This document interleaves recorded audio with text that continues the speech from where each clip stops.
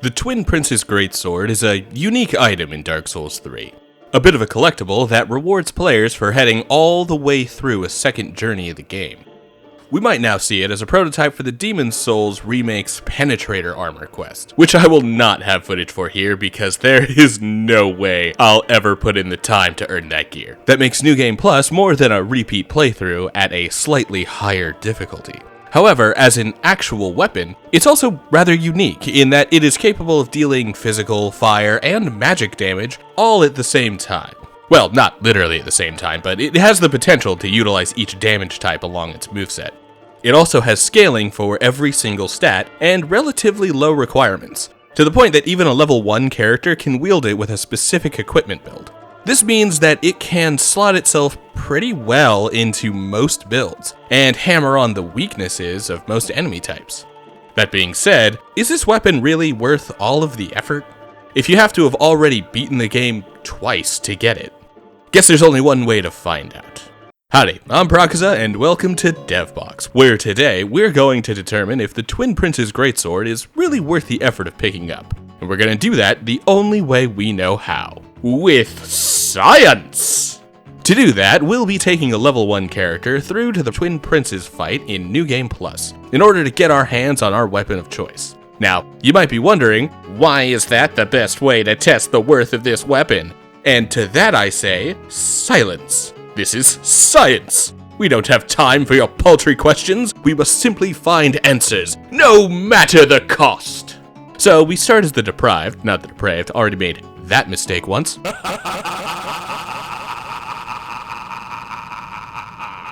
And head on through the tutorial fight. Nothing new here, it's Gundyr with a deprived. We can't level up right now anyway, so we always have to fight Gundyr at level 1. The only real issue is that the deprived starts with a bashing shield, not a parrying one. Which means that we need to fully unequip both our weapon and shield if we want to get some of those parries in. With Gundyr down though, we can grab the Estus Shard from doing tree skip and head straight into the High Wall of Lothric. Here we're going shopping for a new weapon. Turns out there are a few options that will work on a level 1 character, and a handful have even become the go-to for most level 1 runs, like the broadsword, which is why we're going to kill the Mimic for the deep axe and use that to kill Ford. Speaking of the Mimic and the axe, it might be time to revisit that old Mimic run of mine. It was the video that pushed me past 1,000 subscribers after all, so the concept might be worth going after again. In the case of Vort, we don't have to fight him alone. For this fight, we get to summon Swordmaster and Lion Knight Albert. And hey, doesn't having friends along make a night at the bowling alley that much better? Anyway, Vort's dead, so we can move on to the Undead Settlement. Right? Or we can fight Dancer first, early. Sure, that works out. And since we grabbed the longbow earlier, we can do the cheese from back in the claw run. Cool, one less obstacle for the run. Although I will say, this cheese does have its own issues at level 1. For one, we can't actually equip the bow. So the damage is really bad. Like really, really bad. Like we need to come back and try this again bad because we run out of arrows and Dancer immediately kills us when we try to finish her ourselves kinda bad. Poor form on my part here. Definitely could have gotten 1 or 2 hits in to seal the deal, but man do I suck at dodging Dancer. Regardless, we come back with extra arrows and get the easy win on a second attempt. A second 20-minute attempt. We mostly did this to get into Lothric Castle early, but also to prove a point. Our goal here is to make it to the end, not chat our way through every boss with no health and low damage. The other main reason we're here though is to pick up the red Tearstone ring, which will massively improve our damage as long as we stay at 20% health. It would be awesome to use this for every fight to get them going a lot faster. Too bad I never bothered to use this again after picking it up since the increased damage isn't enough to counteract the fact that I'll be in one-shot range against every boss. Once again, Chadley is not me. Besides, we can't even get the Morian Blade while staying at level 1, and Power Within is stuck behind the Grand Archives, which we can't get until beating Aldrich and Yorm. So Hyper Mode is locked behind a lot of progress, and Double Hyper Mode is completely inaccessible. So yeah, early Dancer didn't really do much for us here. But hey, we got to Lothric Castle early. That's kinda cool, at least. Anyway, undead settlement time. While we're here, we start to put together our actual build for the rest of this level 1 run. Starting with a raw longsword. I've already seen how busted the Astora's straight-sword can be when upgraded through one of the non-scaling paths, so a regular old raw longsword ought to be a killer. Spoiler, it is. Also spoiler, it won't be staying raw forever. We can also rush through the settlement and head straight into the Road of Sacrifices in order to find the Grasscrest shield. Always nice when a build lets me use this. We've also got on the RTSR in case we drop to that level of health, but we picked up the Chloranthy ring and Flynn's ring to finish off our accessories. Although the last one there won't be too useful from here on out, since we'll need some armor in order to actually survive some hits coming up. Like against the Crystal Sage, which goes poorly at first.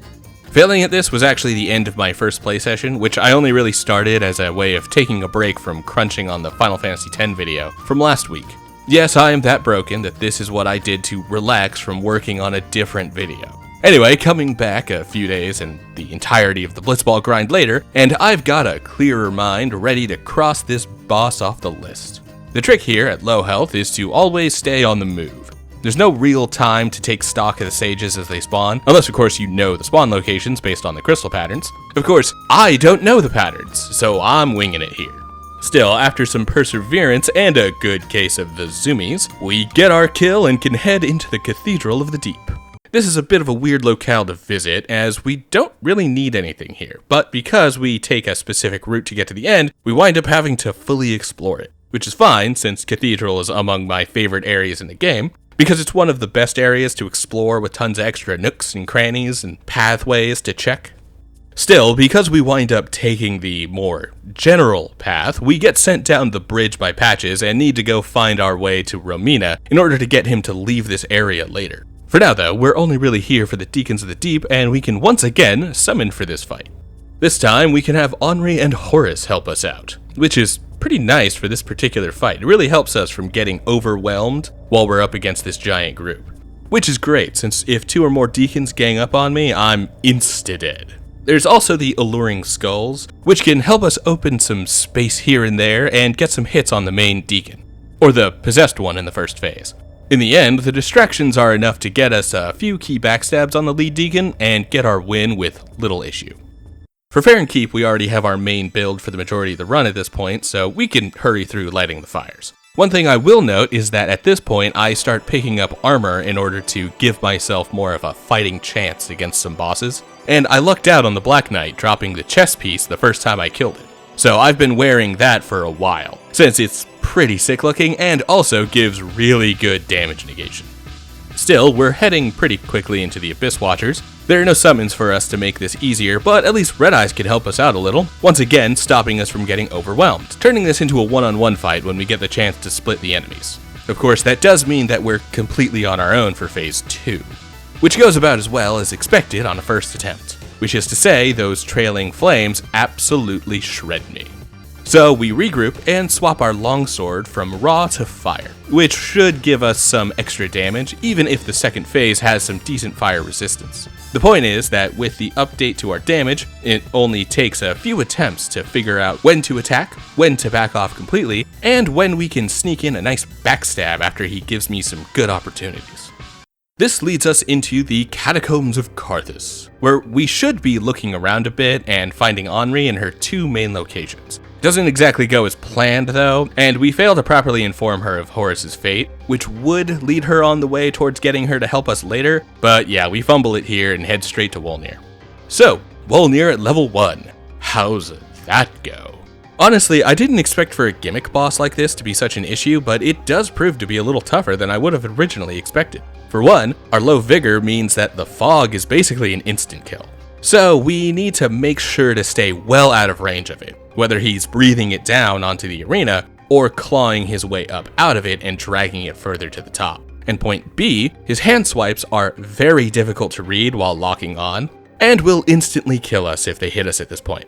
They aren't as big of a problem when we're free aiming and can see them a little more clearly, but we also need to end this fight quickly, otherwise the skeletons will absolutely be a problem if he summons them.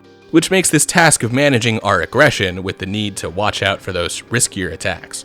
Still, we find our timings, dodge the swipes, and eventually get the win by breaking his bracelets. This takes us into Irithyll, where we are starting to run into standard enemies that kill us in basically a single hit, or flinch us into being instant killed by their following combo. So our choices here become to either take on multiple fights that all need to be hitless in sequence in order to succeed, or run like a little bitch. Naturally, killing the Sullivan beast here showcases the option I want to take. The chadliest of... Alright, fine, activate little bitch mode, I guess. While we're here, we'll be moving Greyrat on his path. Honestly, as a contingency, but it's really not all that relevant to the rest of the run. Either way, this leads us to go do that back end of the Cathedral of the Deep stuff now, so that we can get patches to give us the Katarina armor and save Onion Knight. In the meantime, while we wait for Onion Knight to go save Greyrat, we need to go kill another boss, which takes us to the Old Demon King.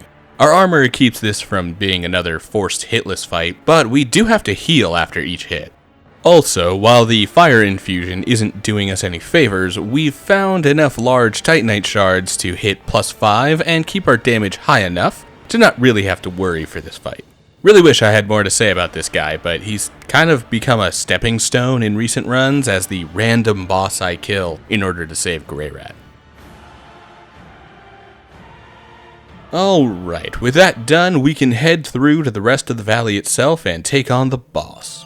Once again, activate bitch mode, and once we're here, we completely skip the opportunity to get another weapon that might have made the level 1 run a little easier, the Dragon Slayer axe, because I didn't know it existed until New Game Plus, and I won't even use it there. So yeah, for those of y'all waiting for me to pop out the lightning axe, maybe. I like winging it, what can I say? Also, I like my longsword, it's doing work. Like how it works against Sullivan. What also works against Sullivan is summoning Gotthard. I tried to get Henri too, but my pathing in Karthus messed up her quest at some point, and she wouldn't appear here. A real mess of a playthrough, honestly. But hey, we're doing well against Sullivan with our backup that kinda trivializes the fight, and to think I was worried about this guy. That being said, with this low of health, that trivializing might be more necessary than helpful. Would have really been much worse on my own. What isn't worse is running through Anor Londo and getting to Aldrich. We basically take a straight shot to the boss here and manage to beat him on our first try. Honestly, I'm surprised myself after looking through the footage here, even after having already lost my Ember to the regular enemies in the area. I still managed to keep my cool against Aldrich, who has actually become one of my favorite fights in this game. He's not a perfect encounter, and the arrow rain is pretty annoying, especially in Phase 2, but most of his moveset is pretty fun to dodge around and work through.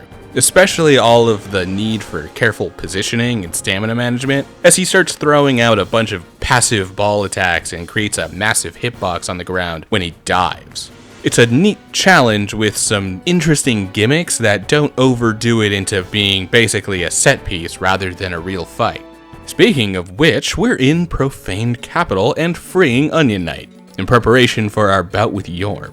And let's not bury the lead here, we're fighting Yorm for once with the Storm Ruler, and with the Onion Knight backup. Even at level 1, this attempt certainly offers a major level of catharsis, as I get my revenge for the trouble this bastard gave me in the bow run. Still feel really bad about that run, by the way. One poor decision really tanked the vibes on that whole experience. And I had been looking forward to the DLC fights before getting to this fight. Maybe I'll get back to that run again when I've got more patience. Anyway, Yorm goes down quick when I've actually got his gimmick weapon equipped. And with that, we're quickly teleported to the Dancer fight, or the already destroyed Dancer boss arena. And that's the last reason for killing Dancer early, so we can quickly move on to the next boss fight. Well, we do have to take some time to kill the dragons infected by the pus of man, but we've already grabbed most of the items worth having in these areas. The Titanite chunks here even get us up to +9 before we hit up the next boss. Dragon Slayer armor. How difficult could brute strength Ornstein really be?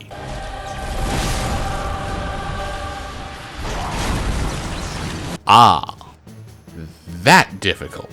Alright, we've officially reached the one-shot section of the run, where more than a few attacks will instantly kill me, even with my armor on. These are generally the biggest hits with the longest windups, so they aren't too difficult to avoid, all except for the charging horizontal swipe that he usually opens up the second phase with.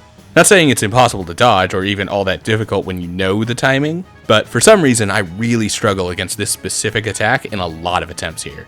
I can dodge it maybe half the time, but when it kills me every time it hits, a halfway decent dodge timing isn't enough to really get the job done. Eventually I start running away from the attack altogether and abandon the damage opportunity. And that gives me the consistency I need to survive the fight. Boy, I sure hope this doesn't get much worse in New Game Plus. It does. Much worse. Sorry for spoiling that section of the video, but it really isn't much of a spoiler. You'll see why in a minute. For now, we need to head to the Grand Archives and activate Run Like a Little Bitch mode. We even run past the NPC trio at the end. Although, running isn't always easy with all of the thief thralls and quick casting enemies scattered around everywhere in the Grand Archives, so while I run for my life, it often isn't fast enough.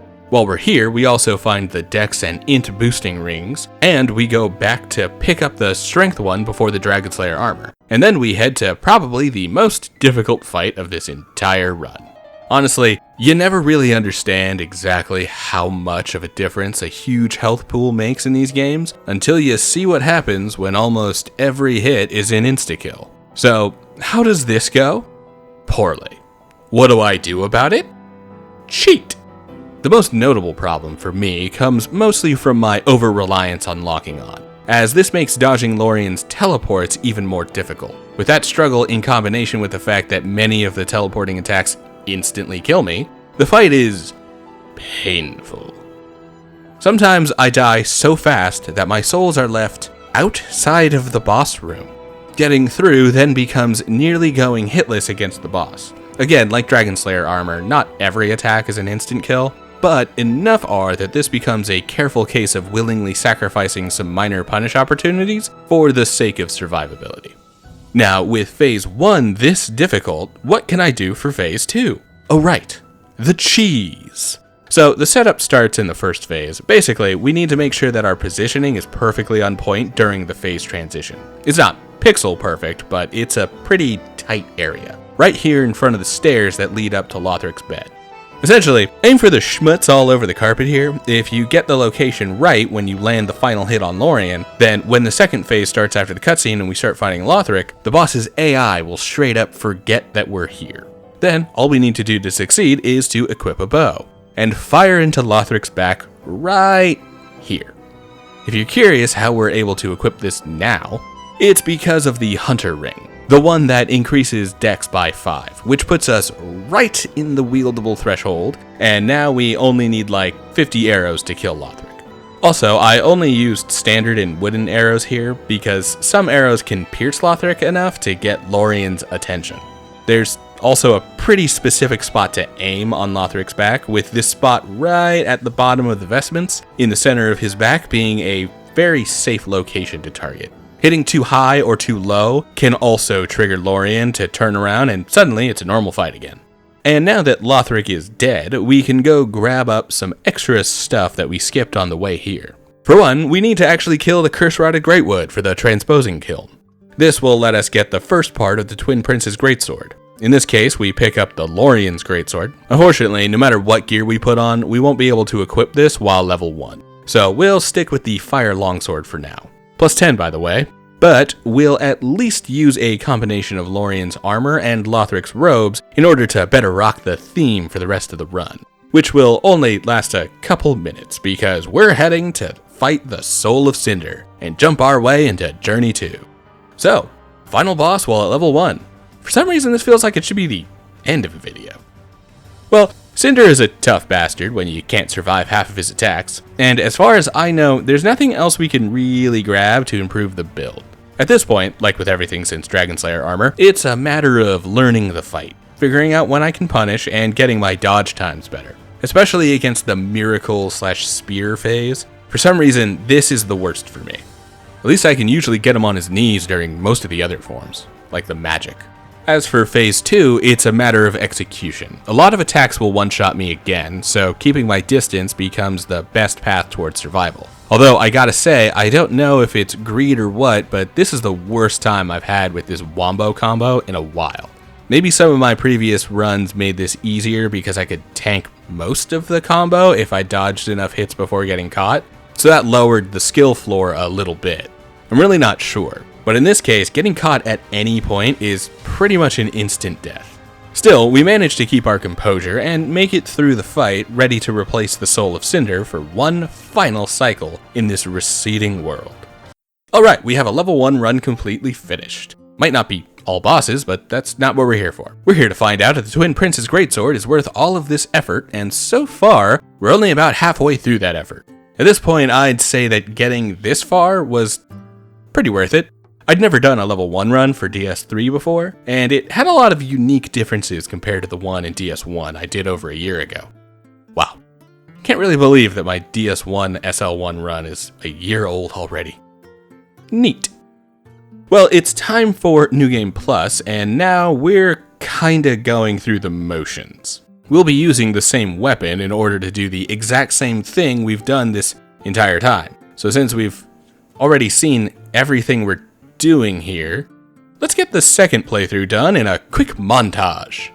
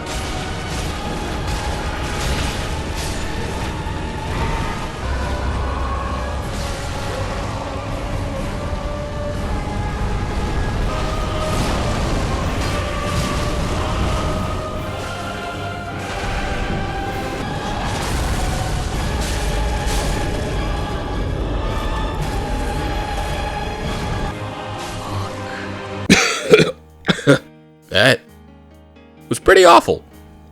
Not gonna lie. Especially the Dragon Slayer armor for some reason. Definitely the most difficult fight for Journey 2. Not being able to call for backup certainly didn't help, but now we've got the second Twin Prince Soul, and we can make our prize, the Twin Prince's Greatsword. So one problem with this weapon is that the stat requirements are a little too high for us at the moment, but thanks to the stat boosting rings, we can wield it at level 1. So that's nice, but we aren't here to see how it works at level 1, we only needed to be level 1 to get it. For reasons. Science reasons. I guess. Now we can level up and use it against the only remaining boss. Soul of Cinder 2, Electric Boogaloo. So the weapon itself is pretty interesting. It's a great sword, so it's in that middle ground of speed and damage, which is not my preferred way to tackle DS3, I'll be honest. I'm more of a min-maxer. Either give me a big heavy hammer or sword that can only get one swing at a time, or a long sword that needs a full combo to do the same damage but can easily hit that third swing on most bosses. As for the weapon arts that make it unique, the Twin Prince's Greatsword is also kinda lacking. It can either shoot a beam or a fiery wave that crawls along the ground, depending on the button input after holding a stance for a second. The wave doesn't really have too much range, so it isn't really worth it against Soul of Cinder, especially with his high fire resistance. And while the beam is sick and does decent damage, it can either take too long to actually use, because of that stance part of the attack, or the beam will slam into the ground more often than it will hit the boss. That second part is definitely due to this arena, but it's still a problem to consider. So yeah, once the boss does finally go down, I really can't say that the weapon is worth it as an actual weapon. I mean, maybe in a Journey 3 playthrough against other bosses, it might shine a bit brighter, but at this point, I'm so bored of this playthrough, having already beaten the game twice in a row, I have no drive to keep playing. In that case, no. The Twin Prince's Greatsword is absolutely not worth the effort as an actual weapon to use. But like as a collectible? Sure. It's cool that it exists, but I never see myself actually using it again. Man. Almost makes this whole experience feel like a huge waste of time. Hey, it's that time again. The end of the video, where I invite folks to come check out the Patreon. Link in the description, and make good on the rewards for those currently pledged. Patreon members get early access to new content and their names written in the credits at the end of videos. And those who pledge in the top tiers get their names read out, like our DevBox designers, Genghis Braun, and our DevBox developers, Azul. Thanks for your support, and thanks for watching.